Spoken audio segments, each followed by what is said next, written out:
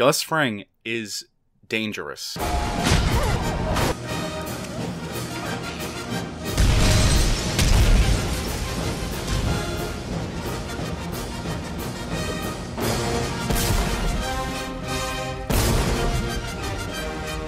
In this video, we're going to take a deeper look at Gus Fring from Breaking Bad during his first interaction with Walter White. I would like to know why you wouldn't meet with me yesterday. I'm sorry, I'm not following. I sat here yesterday waiting to meet with someone.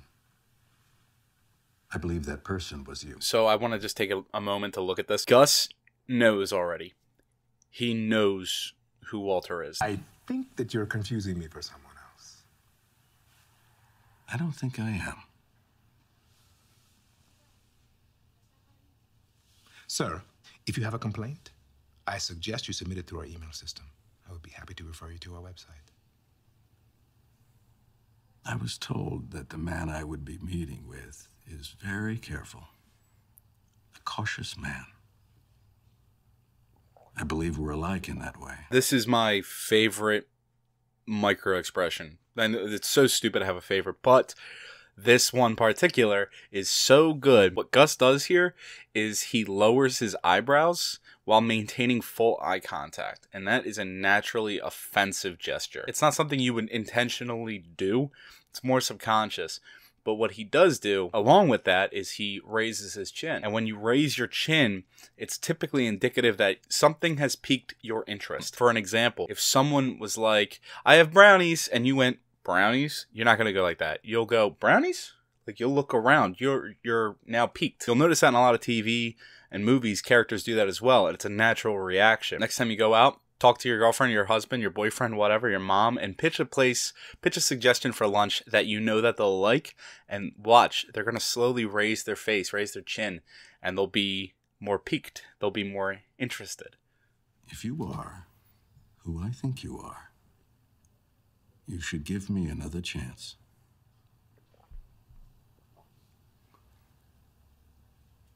I don't think we're alike at all, Mr. White. He gave himself 5 seconds to respond. You are not a cautious man at all. Your partner was late, and he was high. Yes.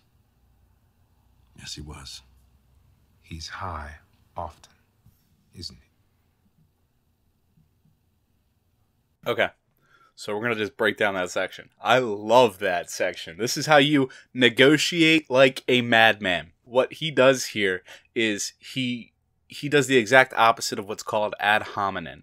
And what ad hominem is when you it's when you attack the person and not the argument. You got to remember, when you're trying to negotiate, you're not attacking each other. And that's a thing that a lot of people think is, I'm going to break this person down and I'm going to make them see my way. It's not like that. Gustavo Fring here is so smooth about it. We're not alike. You're careless. You're not cautious at all. He doesn't do it as an insult. He does it as a way to show him, look, man, your guy showed up late and he was high. How can I work with that? It's not just the product being good.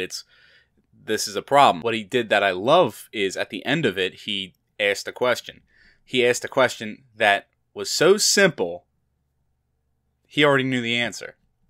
He's high often, isn't he? That was like that mutual agreement of, I understand your situation. So he asked a question that kind of made Walter feel shameful and a little embarrassed, and kind of made Walter feel like he was a little fish in a big pond right there, which it's not always the case, but it was really good for the scene. You have poor judgment.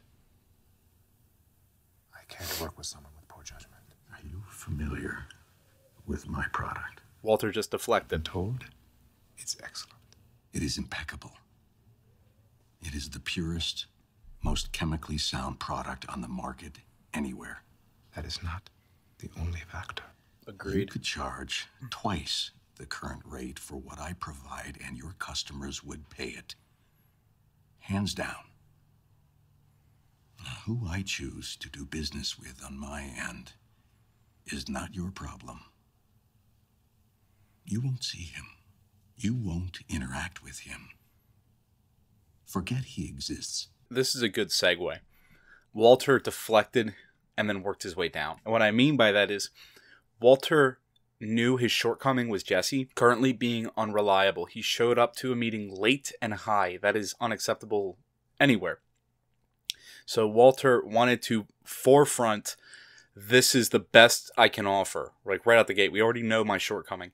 This is it. And the reason why is he wants to keep in the forefront of Gus's mind, my product is untouchable. You cannot beat my product. When he comes back to it and he's working his way down, he works into who I choose to do business with, which is also a leadership role. This is my business. This is who works for me. And it comes off so firm, but not aggressive. And it puts him in a position of, I do have good judgment. You just don't know it yet. I have to ask. Why? Why him? Because he does what I say. Because I can trust him. What Walter just did is, and for the audience and not just for Gus, Walter has established a hierarchy now. He has put Jesse as a subordinate. He does what I say. He's not an equal. Jesse is not an equal in Walter's eyes. And you can see it because his eyes aren't darting everywhere. He's not nervously answering. He's controlling his breathing, along with Gus. They're both masters at this. Even though Walter was not prepared, so much so to have like a retort for the lateness and everything, he's still calmly expressed his proposal, the agreement.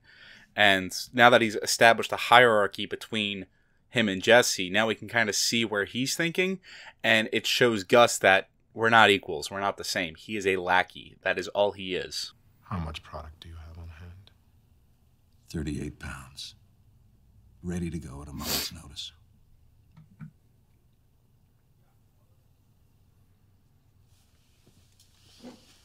Will I hear from you? I have your numbers.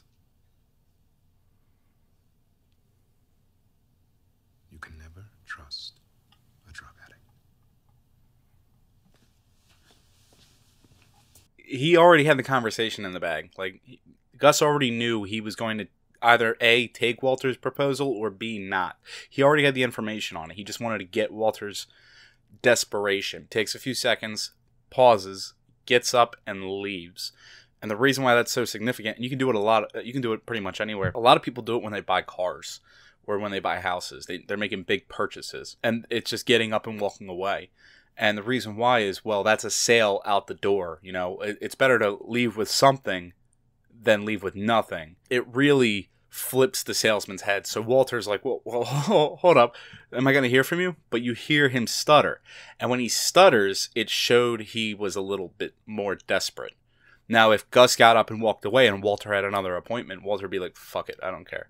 He'd move on to the next one. The last thing Gus does before he leaves is he plants a seed of doubt in Walter's head. And it's just by saying, you can never trust a junkie. There's no follow-up. There's no reasoning. There's no logic. There's no backstory. It is what he says. And he says it with a low inflection. So it's more firm. There's no up for debate. There's none of that. He plants a seed of doubt. Walks out the door. Yeah, guys, this is a fun scene to break down. I appreciate you guys sticking around to the end, and for that, I'll reward you with a clip of who we're looking at in the next video. Are you a calm and reasonable person? If the moment calls for calm, I'd say the moment calls for calm. Yeah.